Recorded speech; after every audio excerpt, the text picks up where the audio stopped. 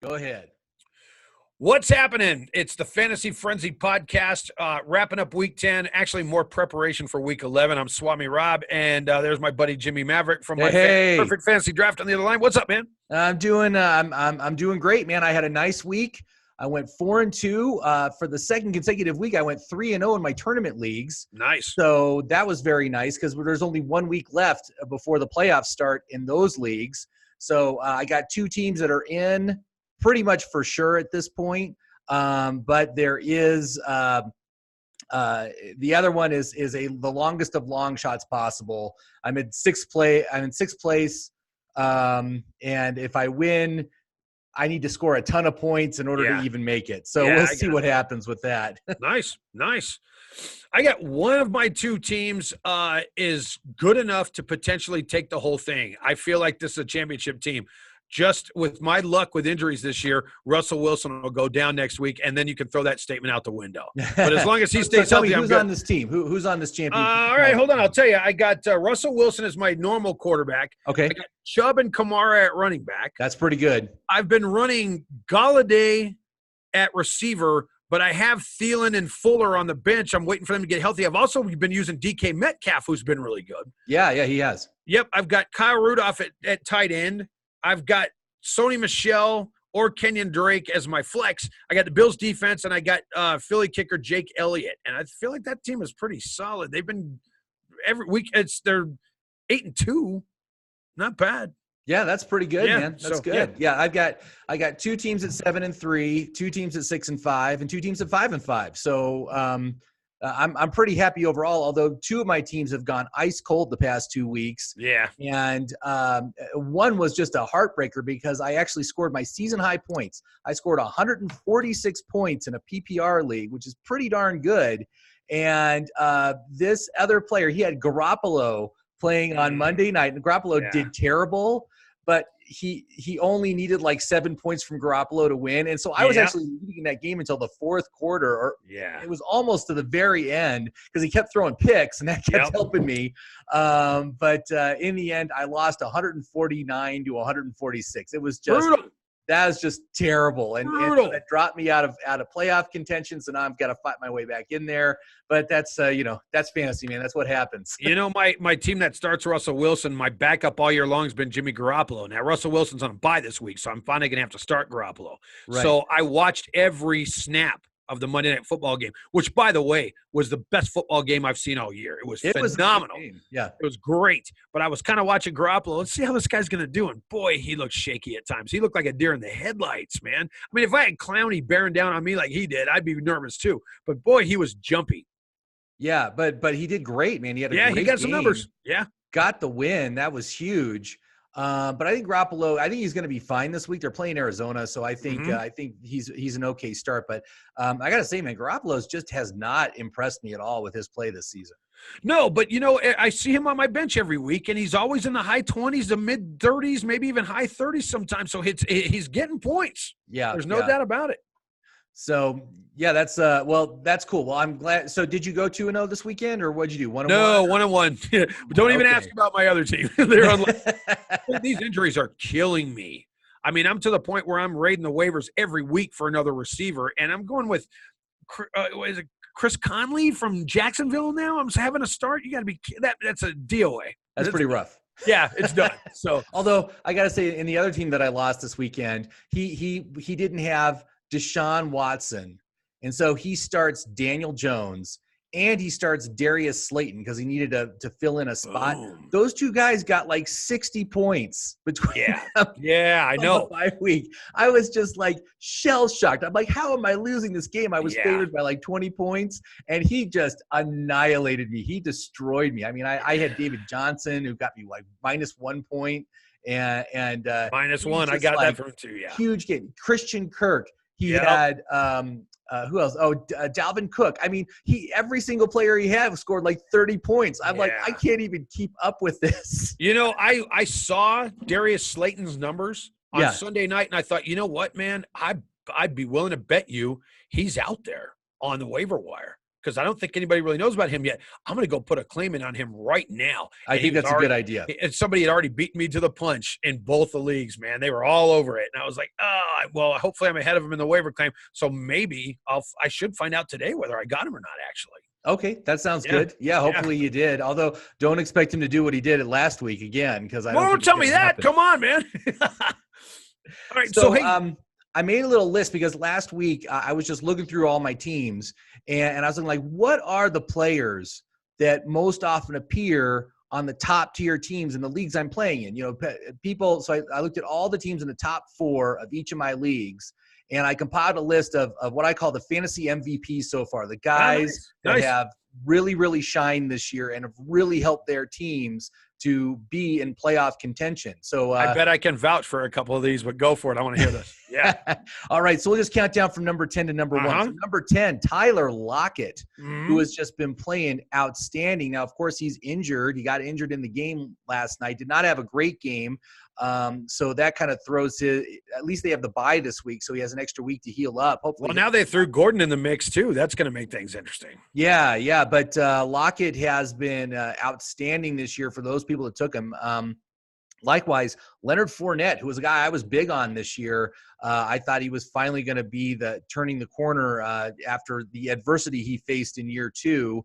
Because he was awful last year. Process for him, but Fournette was one of my favorites. Okay. I only got him on one of my teams because he kept getting sniped early. But again, Leonard Fournette is another big time player that's really helped his people that took him as your RB2, basically. Okay. Let's see here. Then moving up, number 8, George Kittle, who again missed last week, but before then he was the one elite tight end receiver. The guy you got to take in the first 3 rounds that has really come through and has received a high volume of catches.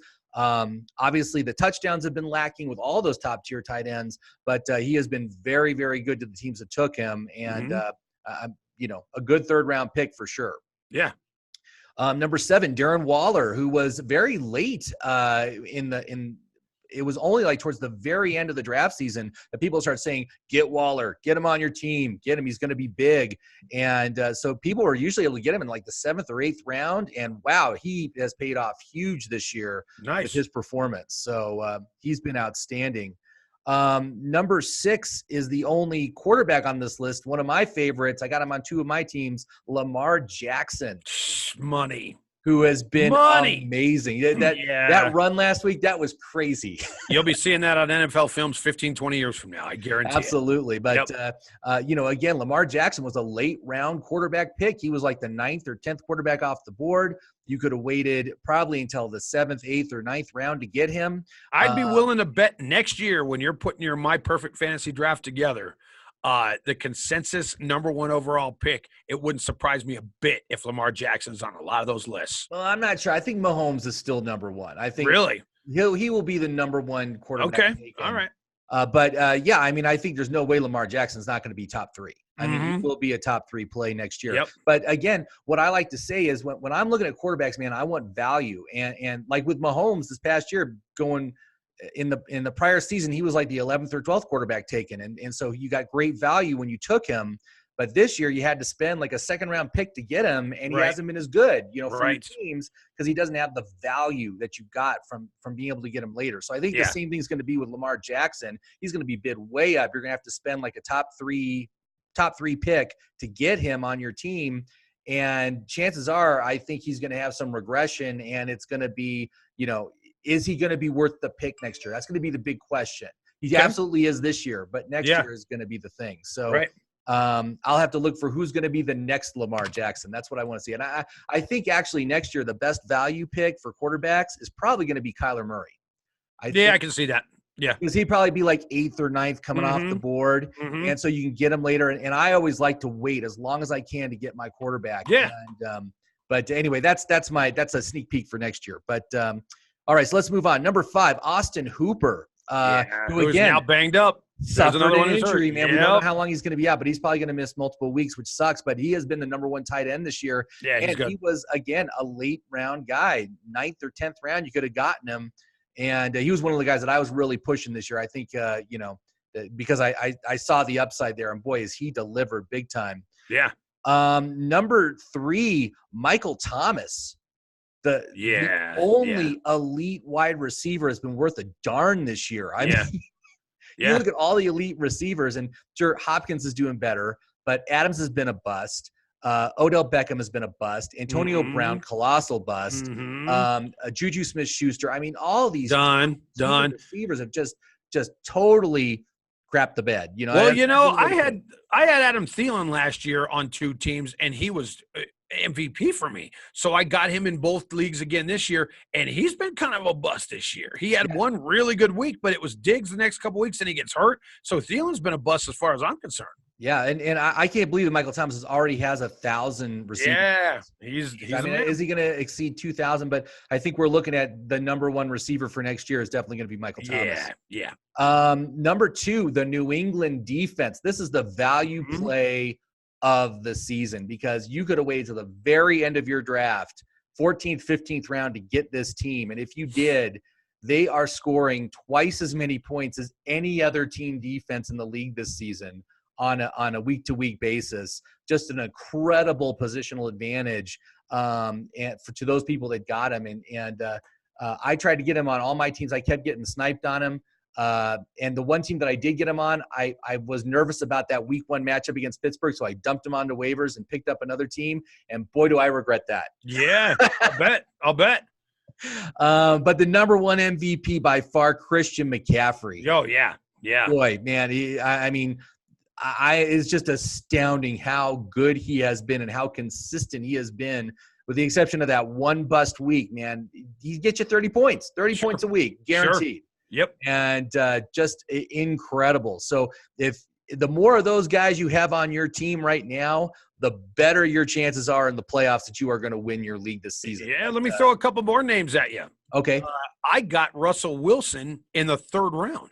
Yeah, Wilson. That'll be all right. Solid. He's been great. 3rd round pick. Yeah. He has been worth the pick. That was no great. doubt about it.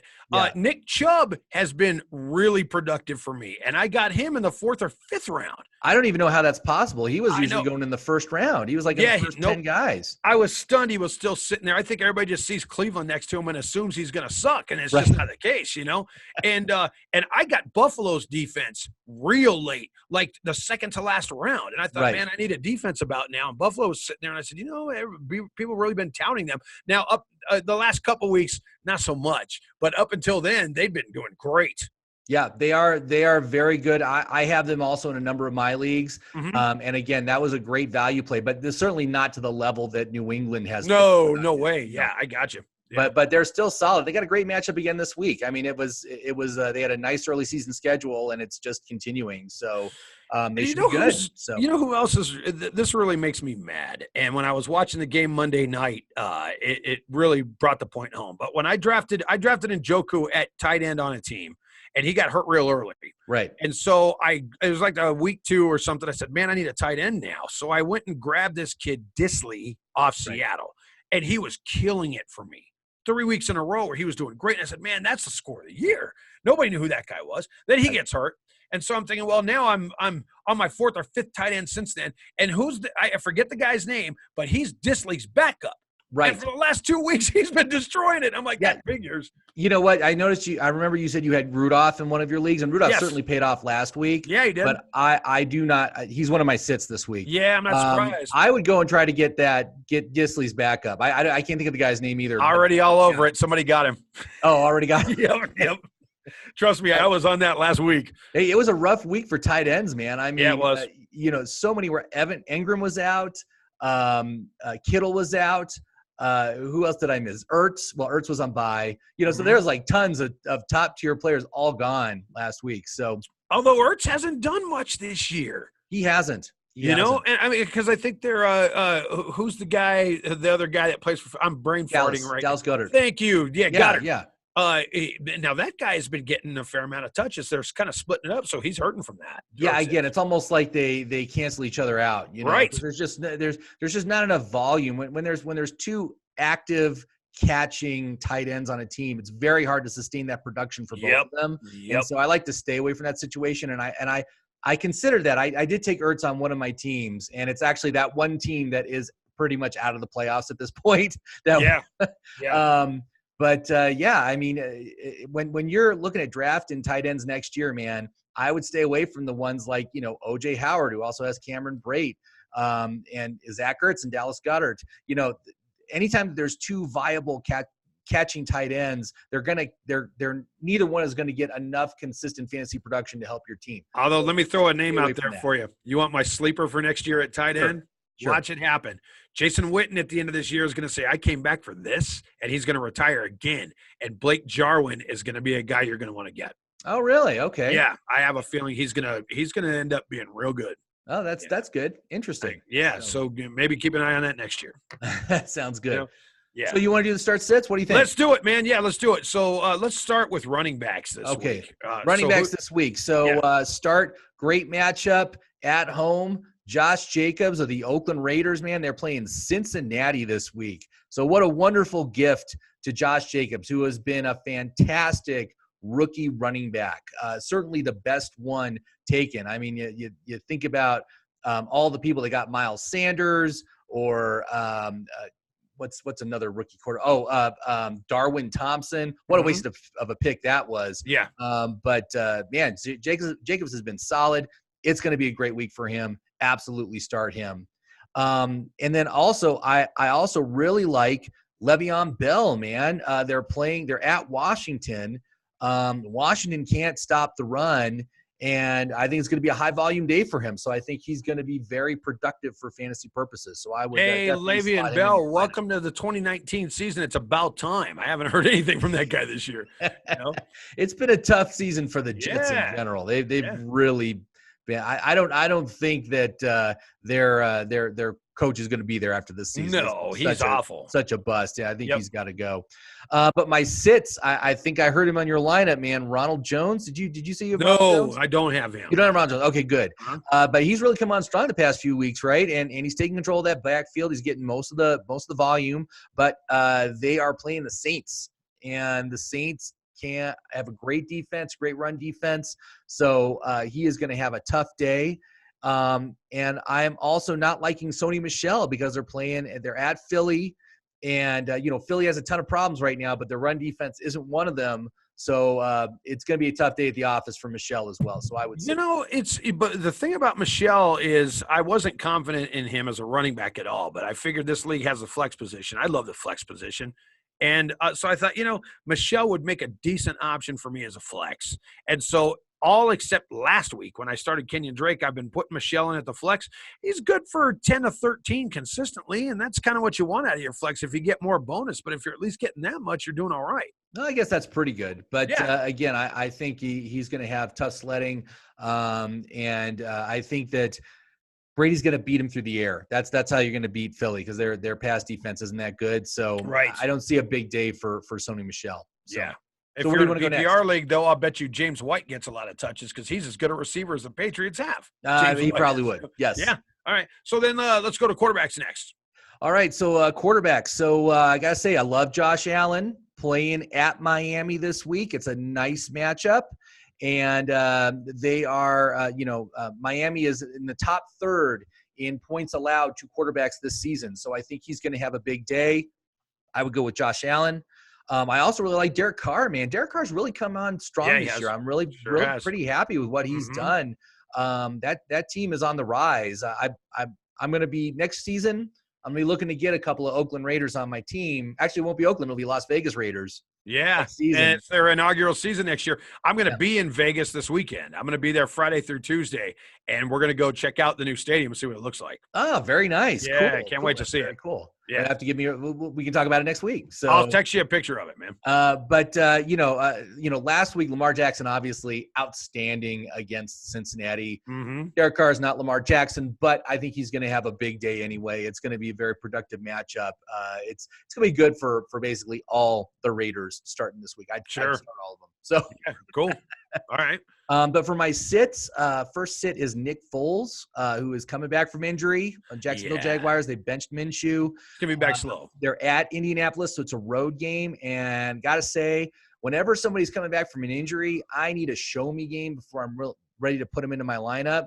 And so this needs to be a show me game for Nick Foles. I would not start him this week. But Yeah, I got a funny feeling about Foles.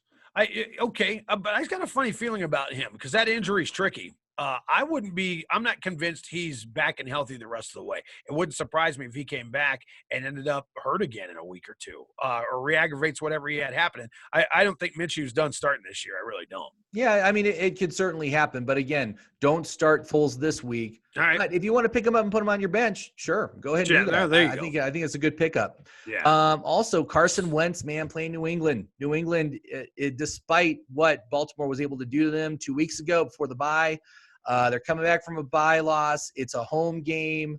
I think they are going to destroy Philadelphia. Great. I'm a Cowboys fan, don't forget. So any Philly loss is a good day for me.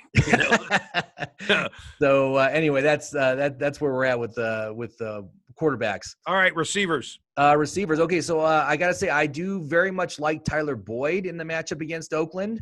Oakland's been very generous to receivers, so I think he's going to have a big day. I also like Cortland Sutton, Denver Bronco, they are at Minnesota, so it's a tough road game. But Minnesota's defense is mostly tough against the run. So I see a bad day for Royce Freeman and Phillip Lindsay. But I think they're going to take to the air, and I think Cortland Sutton's going to be the chief beneficiary there. So yeah, and we finally had a Cortland Sutton sighting last week, or the last time the Broncos played. Not last week. It was the week before. They were on a bye last week. But, yeah, he's finally showing up. So, yeah. But for sits, man, Kenny Golladay is playing Dallas at home. No Stafford. Dallas is one of the toughest defenses in the league against the pass. So they're certainly not against the run, though, man. If you're a running back, you want the Cowboys because they'll give you 200 yards. Sorry, I'm bitter. I'm not happy. But yeah, and I have to start Golladay this week. I've got no choice because my bench has nobody. So I'm hoping maybe he gets a touchdown at least. Yeah, again, I mean, it's another big bye week, man. 4 teams on bye, and so again, if you have a viable alternative, I would sit Golladay. But if you don't, man, you got to play him. That's what just happens. And then I got you. My other sit is Christian Kirk, obviously coming off that enormous game last week where he just killed it. Got 3 touchdowns. Yep. Do not look for a repeat. They're playing. They're at San Francisco this week, so extremely tough defense. Last time they played. 2 weeks ago, Kirk had 2 catches for 8 yards. Yeah. So I would just stay him away, put him back on your bench. He's not going to be good for this week. Okay. And tight ends.